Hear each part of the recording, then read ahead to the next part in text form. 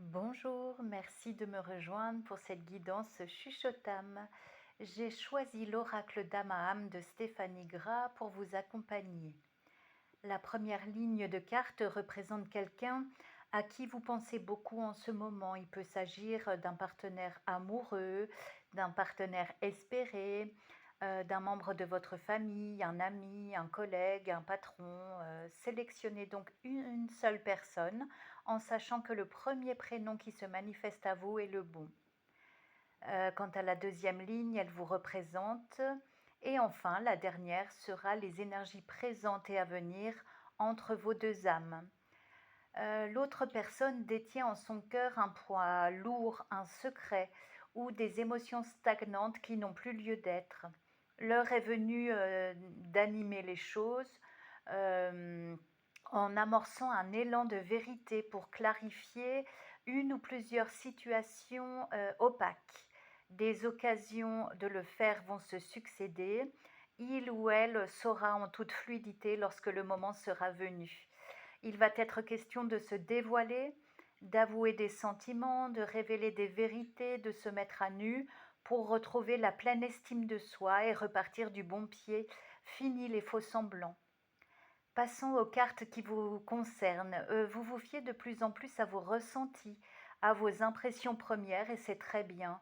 Vous soupçonnez l'envers du décor, allez spontanément voir ce qui se cache derrière les apparences trompeuses. Donc par rapport à cette autre âme, vous ne vous arrêtez pas à ses comportements, mais vous vous connectez à son cœur pour voir ce qui s'y prépare. Vous mettez davantage d'amour dans votre regard et c'est justement cette ouverture de cœur qui va vous apporter des bénédictions, des compréhensions nouvelles.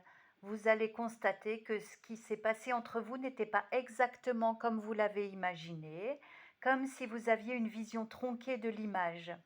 Cette prise de conscience va fermer une porte et vous en ouvrir une autre, une meilleure, où les émotions seront exprimées. On a la présence de l'élément eau. Les émotions seront également acceptées et surtout considérées. L'un comme l'autre, vous avez le droit, même le devoir de mettre des mots sur ce qui vous effraie, ce qui vous blesse, ce qui vous pèse. Une communication sincère, authentique et réciproque s'installera peu à peu entre vous, loin des rancœurs et des croyances limitantes. Ôtez ces étiquettes réductrices que vous avez placées à la hâte sur cette autre personne. Écoutez son point de vue, son cheminement. Repartez sur des bases plus saines, plus solides. D'autant plus qu'un espace de confiance commun va être aménagé. On a la carte de la demeure intérieure où des échanges constructifs, des projets verront le jour.